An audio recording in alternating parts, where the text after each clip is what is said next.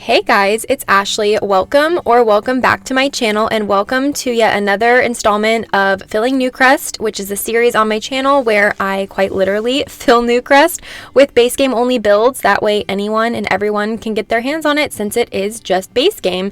And today we are in the upper left hand corner of the Newcrest map. We are on this small little lot called Fern Park, and I wanted to keep it a park. I think when you open up a brand new save file of Newcrest, I want to say even though it's called Fern Park, it might actually be a residential lot, so you have to go in and modify it. I think. I could be completely wrong, but I ended up making it a national park versus an actual traditional park because parks in The Sims need to have a swing set, I think, and maybe, or not a swing set, monkey bars and like a playground maybe, and I just did not see that being the case here.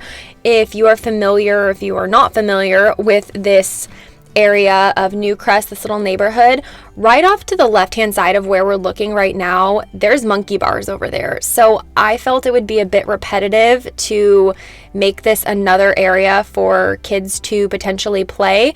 Not saying that kids aren't allowed here, that is not at all what I'm saying. I just thought it would be a nice place for your Sims to just get outside, be in nature, maybe go fishing if they'd like, but mostly just to like go outside, enjoy nature. They can cloud gaze here, they can search for frogs, I think they can wade inside the pond. I think my pond actually may be just a little bit, or no, they can't wade in it, but they can play in the water.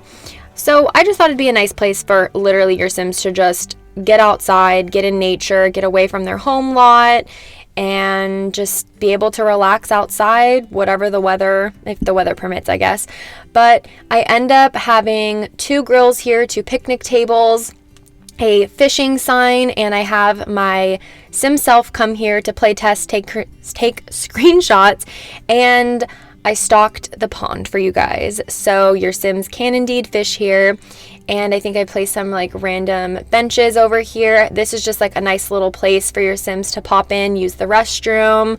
I didn't really want to place like, you know, those little outhouse style bathrooms that are in base game. I wanted to actually make like this nice little area, and I ended up placing a bulletin board on the wall when your Sims first walk into this area because I was thinking it might be a nice place for Sims to post ads, or maybe events are posted here. Maybe the town of Newcrest, I don't know, puts on events at this specific park every now and then because, you know, it is a national park. So maybe they have some sort of like fishing tournaments, or they have like kids camps or something during the summer. I don't know. These are unfortunately not things that you can actually do in The Sims, but we can all pretend, right? We can use our imagination. But yeah, there's fishing, picnic tables, and grills. I have my notes here, and that's literally all I have written down. Oh, I did name it Sutter Park, though, because I wanted to keep park in the name, because when I think of a national park, it's usually like, you know, Yellowstone Park, Zion National Park, Joshua Tree National Park. So I was thinking, okay, what name could I use? Like, it should probably be like, I don't know, maybe someone's last name. And my husband was like, why don't you just name it after us? And I'm like, well, I don't want to name it Sutter Park. And then I was like, but I could hack one of the letters out of there. So I called it Sutter Park. And that's literally all there is to it. There's no real reason as to why I named it that. Other than that, there's no special story really. But as you can see, we're finishing up this bathroom area. Here is where I was comparing the 2 bulletin boards that I thought would look best here. I guess they're kind of like cork boards, but same thing, right? You post bulletins on here. And then I think I just barely clutter up that little area there. And I think we end up hopping outside. I use lots of show live edit objects for plants and things like that. Of course, the nice thing about doing base game only builds, when you're doing a community lot at least, and you're not setting yourself to a budget, you can kind of go crazy. So I think I do a combination of just like normal plants, but I use mostly the show live edit object plants because they just look a bit more realistic. You can pick some of the swatches depending on what plants or items you're looking for, and I just think they look really good in outdoor spaces like this. So a lot of the times I do resort to the Show Live Edit Object plants over the regular plants, especially if I'm doing a budgeted build. But like I said, again, this is not one, since this is a community lot. It's not costing anybody money, which I think is weird. It makes sense in The Sims because of course you want your community lot, like who would actually be paying for the community lot? It would be the taxpayers, but that's like not a thing in The Sims, which I'm actually happy about, because then having to do budgeted builds all the time would be really challenging.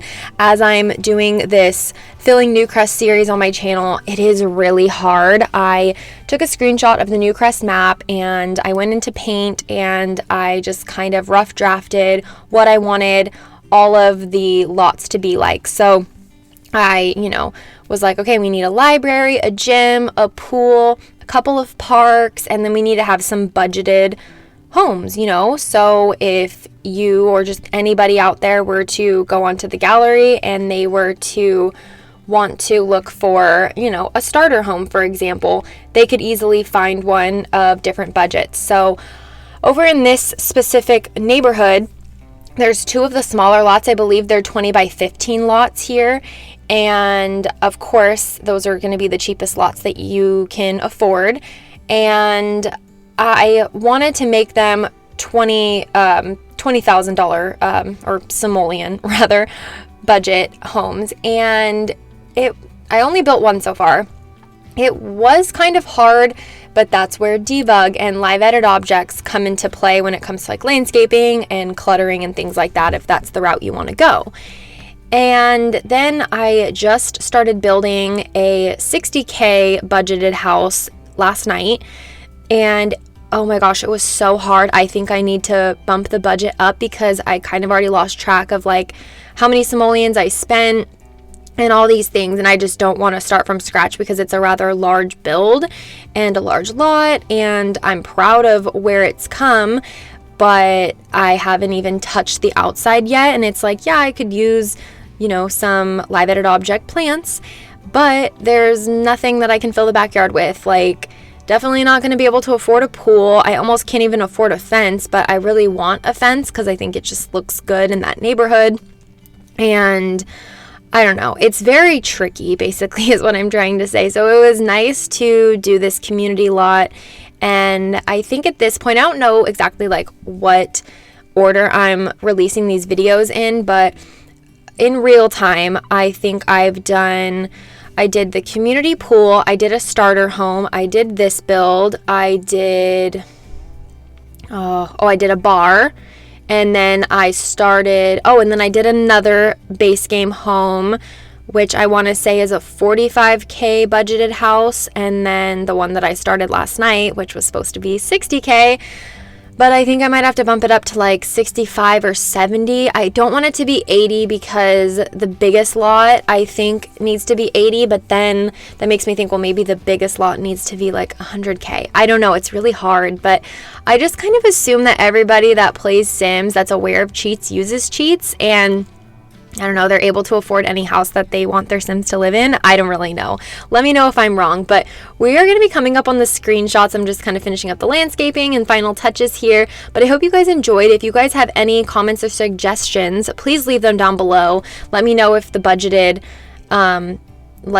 the whole budgeted thing is really that big of a deal. I think it'd be nice to do some budgeted builds because then it puts a challenge in place, but also just building with base game is a challenge in itself for me.